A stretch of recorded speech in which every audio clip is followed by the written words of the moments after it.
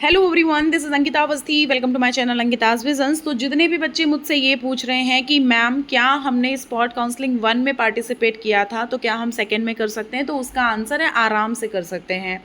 दूसरा, सबसे ज़्यादा मेजोरिटी में जो क्वेश्चन पूछा जा रहा है वो ये है कि हमें फर्स्ट राउंड में अगर एक कोर्स के लिए चांस नहीं मिला तो क्या जो इनका पोर्टल ओपन हो रहा है तो उस पोर्टल में क्या हम अदर सब्जेक्ट के लिए अप्लाई कर सकते हैं, तो इसका आंसर है येस।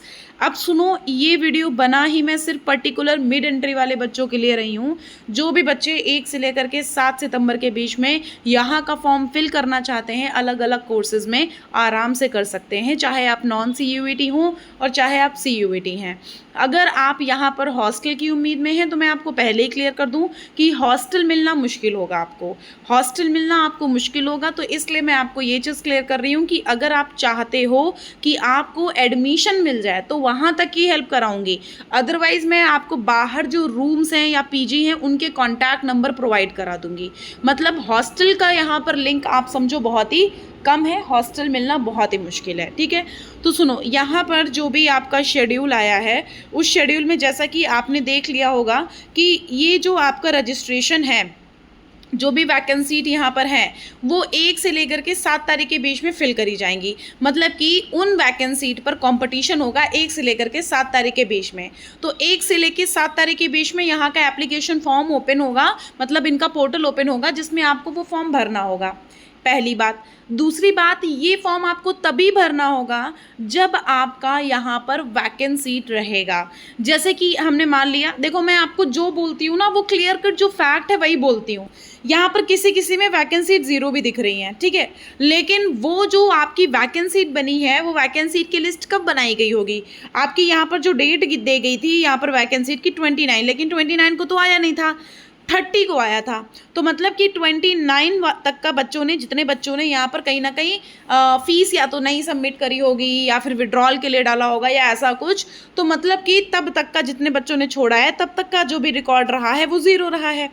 अब अगर किसी इंसान ने 29 को छोड़ा या 30 को छोड़ा या 31 को छोड़ा, मतलब आज के दिन, या कल छोड़ेगा, परसों छोड़ेगा, नरसों छोड़ेगा, मतलब कि आपका 30 से लेकर 7 तारीख के बीच में जितने भी बच्चों ने यहाँ पर सीट छोड़नी है तो क्या भरोसा वो बच्चों का यहाँ पर वैकेंसी आया ना है, तो मतलब कि उनका भी तो डाटा रहेगा। तो उन सीट पर आपका यहाँ पर फिलिंग होती है 1 से 7 तारीख के बीच में। जिनमें 0 सीट है ना तो उनमें भी कहीं ना कहीं इक्का दुक्का बच्चे को मौका मिल जाता है। हाँ, लेकिन 0 सीट है तो उसमें कहीं ना कहीं तुम ये सोच सकते हो कि 0 सीट पे, अब ये सोच लो, अगर तुम ये सोच रहे हो कि अरे बहुत सीट खाली हैं, तो बहुत सीट नहीं खाली हैं, 0 सीट है तो तुम लोग ये सोच सकते हो कि कहीं ना कहीं तुम्हें 2-3 बच्चों को यहाँ पर एडमिशन मिल सकता है। ठीक है, और भी कहीं ना कहीं इनके पास सीट रहती हैं, ठीक, वरना ये मिड पोर्टल क्यों ओपन करेंगे? मिड पोर्टल ओपन कर रहे हैं, सारी चीज़ें कर रहे हैं, तो कहीं ना कहीं इनके पास सीट रहती हैं। अब वो डिपेंड करता है कि किसको दे रहे हैं, क्या कर रहे हैं, कैसे कर रहे हैं, वो सारी चीज़ें खुद ब खुद यही लोग क्लियर करते हैं। ठीक है, तो ये चीज़ मैंने आपको पहले ही क्लियर करी थी, सबसे पहले भी मैंने बताया था और मैंने अभी भी बता दिया। ठीक, अब नेक्स्ट अगर हम बात करें इस चीज़ पे कि मैम क्या यहाँ पर हम 1 से लेकर के 7 तारीख के बीच में किसी अदर कोर्स में अप्लाई कर सकते हैं या सेम कोर्स में? देखो, तुमने अगर किसी एक प्रोग्राम के लिए पहले से अप्लाई कर रखा है तो बेटा आप वापस से उस प्रोग्राम में इनमें मिड एंट्री नहीं कर सकते हो। आप अगर चाहते हो कि BCom में आपने अप्लाई किया है और अगर आप चाहते हो कि आपको BBA मिल जाए तो BCom में अप्लाई करने के बाद आपको BBA मिल सकता है। आप BCom पहले आप अप्लाई कर दिए होगे, ठीक है। अगर आपने पहले BBA में यहाँ पर अप्लाई नहीं किया है तो आप 1 से लेकर 7 तारीख के बीच में BBA में अप्लाई कर सकते हो। फिर यहाँ पर आपको देखनी है वैकेंसी, जिस भी प्रोग्राम में ज़्यादा सीट खाली है और अगर तुम उस प्रोग्राम के साथ कंफर्टेबल हो तो उस प्रोग्राम में कर देना तुम अपना फॉर्म फिल। अपना फॉर्म तुम फिल कर दोगे तो तुमको उस प्रोग्राम में कहीं ना कहीं यहाँ पर मौका आराम से मिल जाएगा, एडमिशन मिल जाएगा। बस यहाँ पर बात क्या चलती है? बात चलती है पेशेंस की। तुम्हारे अंदर पेशेंस है, चीज़ें सारी सही हैं, तुम्हारे अंदर पेशेंस नहीं है, चीज़ें वहीं पर गड़बड़ है। तो अपनी चीज़ों को सही कर लेना, अपनी चीज़ों को समझ जाओ, जो जो मैंने आपको यहाँ पर क्लियरेंस दिया है।